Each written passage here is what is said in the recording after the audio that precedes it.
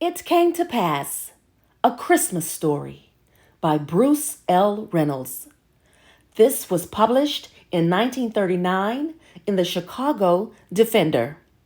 It came to pass. It was Christmas Eve.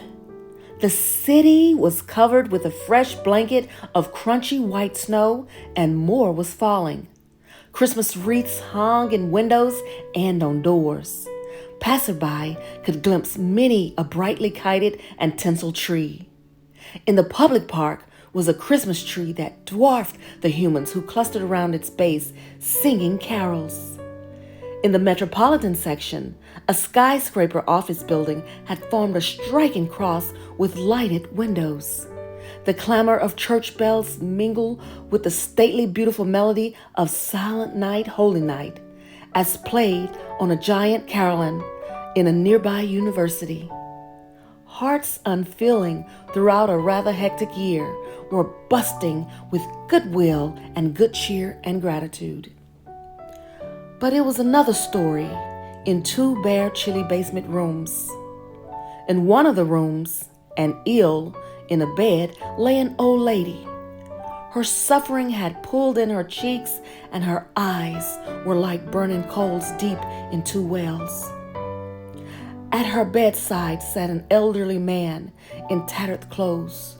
He squinted through oval-shaped glasses at an open Bible on his knees. And now he turned his eyes to the still face of his wife of nearly 42 years. "I can't read anymore, Ella," he told her wearily. He closed the Bible disconsolately. "With so much going on in the world, war and the like, seem like we've slipped God's mind. I'm not blaming anybody or anything, Ella, but when I think of all the money spent for tomorrow, I get a little shaky knowing we have about $1. Of course, we'll get our basket tomorrow. Goodness knows I'm grateful for kind-hearted folks, but you won't be able to eat anything, Ella. It'll be the first time we have not eaten together on Christmas." Ella turned her head slowly to face him. "I'm sorry to spoil things, Edward." Her voice was just a whisper. "But I can't seem to hold a thing in my stomach." "If you only had decent medical treatment," old Edward muttered. "The city doctor is all right, but he admits there isn't much he can do. Besides, he has so many calls to make. He can't take up much time with any one patient. Oh, Ella, if we could only get that specialist, Dr. Wayne, to come out. I know he could do something. The city doctor said he could. He's the best in the city." Ella closed her eyes. "But he's the rich doctor. They say he charges $5 a visit. He has no time for poverty-stricken old folk like us. You called him twice. Each time he flatly refused to see me." "Yes, he told us to see the city doctor." There was a knock on the door. Edward looked quizzically at his wife. "Wonder who that is." "Maybe it's that nice couple down the street, Edward." He went to the door and opened it. A man stood smiling. He carried a small bag in one hand. "You've been trying to contact Dr. Wayne," the man said, coming in. He opened his coat to shake off the snow. "I have come. Where's the patient?" Old Edward fell upon his knees at the man's feet. "Thank God you've come, Dr. Wayne. Everybody seems to think you can do what others can't." He rose. "Let me help you out your coat." He touched the doctor's arm. Dr. Wayne shook his head. "That won't be necessary." Old Edward jerked his hand back as though he had touched a live wire. For a moment, he stared incredulously into the doctor's eyes. The uncertain light from a lamp fell across the doctor's face, revealing that his eyes were his most singular feature. They baffled description.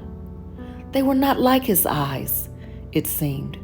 rather more like windows, across which a veil had been drawn. "You wait here," Dr. Wayne told the old man.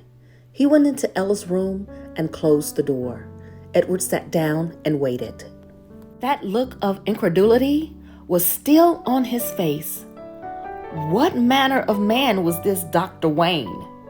He had no sense of time, but he got to his feet when the doctor came out of Ella's room. "Your wife wants to see you," he said.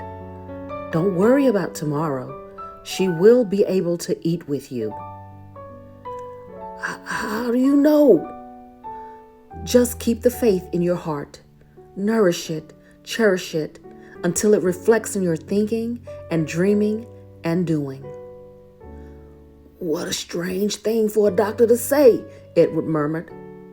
"But not strange for me," the doctor said. "And now I must be going. Merry Christmas to you." With that, he opened the door and was gone. Edward looked down at the steps leading out of his basement rooms. He blinked his eyes hard. Grass seemed to be growing out of the doctor's footsteps in the snow. Edward closed the door and hurried to his wife's side. He found her sitting up in bed, reading the Bible. She had not been able to sit up in bed for 3 months. He fell upon his knees by the bed. "Ella? Ella? Who was that?" She smiled at him. "What does your heart tell you? You saw his eyes, Edward. You see me now." "I touched his arm, Ella," he remembered.